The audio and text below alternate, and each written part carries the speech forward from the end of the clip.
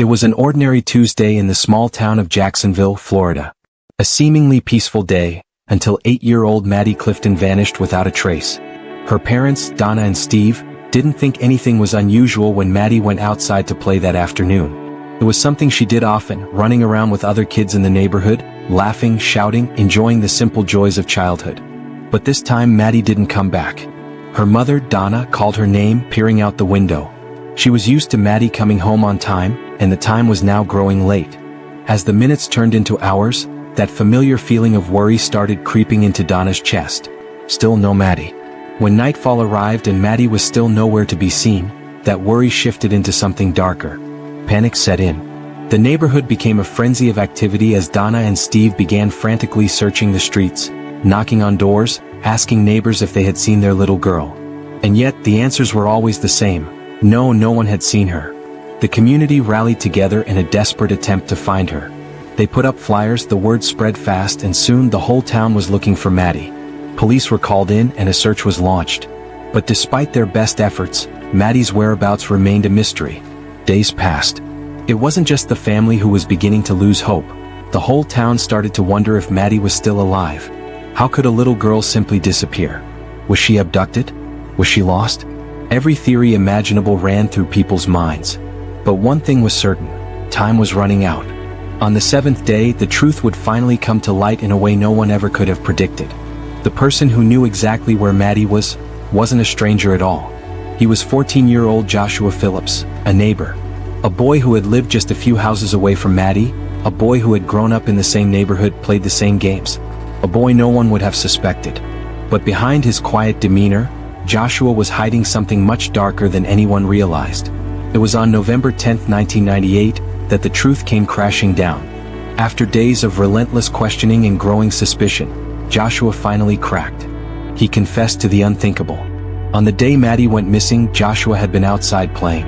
Maddie came by to chat and hang out, just like any other time. But then something went wrong. Joshua said he accidentally hit Maddie in the face with a baseball. It wasn't intentional, just a momentary lapse in judgment. But when Maddie cried out in pain, Joshua panicked. He wasn't sure what to do. In the throes of that panic, his mind twisted. What would happen if his parents found out? What if he was punished for hitting her? What if they thought he did it on purpose? Joshua's fears spiraled. His mind began racing.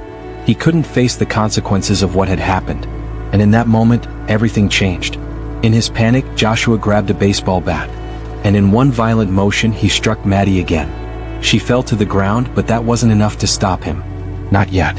In the chaos of his mind, he knew there was only one way to silence her cries forever. He grabbed a knife. Maddie, now on the ground, was helpless. Joshua didn't stop. He stabbed her. Over and over. The life drained from Maddie in the most violent way imaginable. Her small, innocent body was left lying on the floor. And Joshua, instead of running to the police, didn't even think to call for help. Instead, he did something that still makes the hairs on the back of your neck stand up. He took Maddie's lifeless body and hid it under his waterbed. And there, Joshua Phillips, just 14 years old, left Maddie Clifton's body beneath him as he went on with his life. Can you imagine the horror of it? A child, just a few years older than Maddie, killing her and then hiding her body so close, so painfully close, while the whole community searched desperately for her. 4 days, Joshua slept just a few inches above Maddie's body. Every night, he laid there, not once considering the magnitude of what he had done. He went on living as if everything was normal. He wasn't in distress. He wasn't shaken by guilt. He was just a kid, living in a house with a deadly secret. Meanwhile, the search for Maddie continued. People went door to door. They looked under cars, in every backyard, in every alley. They asked everyone. But no one had a clue. The search was desperate, but all the while the killer was right there in the very house where they all lived. It wasn't until the 7th day, November 10th, when the police finally brought Joshua in for questioning. They had suspicions. Something wasn't adding up. Joshua had been acting too calm, too normal. And then, in that moment, he cracked. Joshua confessed. He told the police everything. The bat, the knife, how he had hidden Maddie under his bed. How he had lived with her body in the same room, under the bed, while everyone else was out searching. Imagine the shock, the disgust, the disbelief. Joshua Phillips, a 14-year-old boy, had killed Maddie Clifton, and for a week, he had been living just feet away from the body of the little girl he had murdered.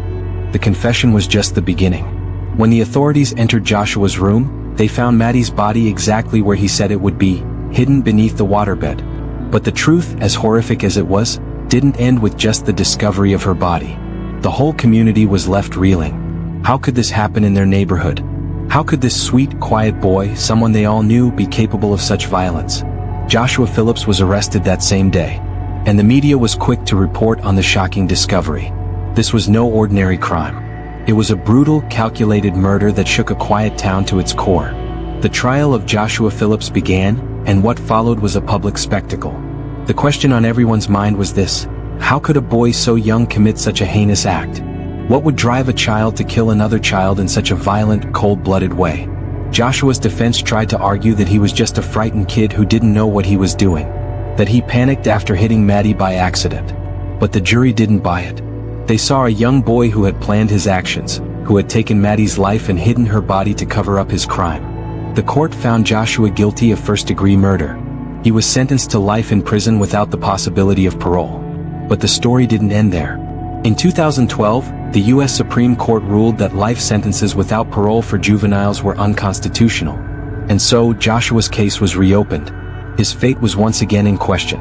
In 2017, after a resentencing hearing, Joshua was once again sentenced to life in prison. The judge made it clear, this wasn't a case of a troubled teen who could be rehabilitated.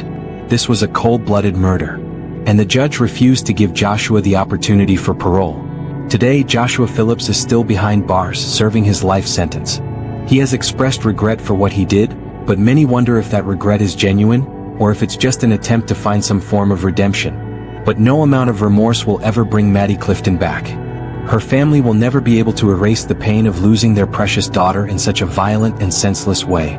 Her death, and the secrets that were hidden beneath Joshua's waterbed, will remain etched in their memories forever. In the end, this case serves as a chilling reminder of the darkness that can sometimes exist in the most unsuspecting places. It's a story of lost innocence, of lives shattered by the unthinkable, and a community that will never be the same. And as for Maddie, she will never be forgotten. Her short life, full of potential, was taken far too soon. But her story will live on, one that reminds us all to look beyond the surface, to trust our instincts, and to never forget the ones we love.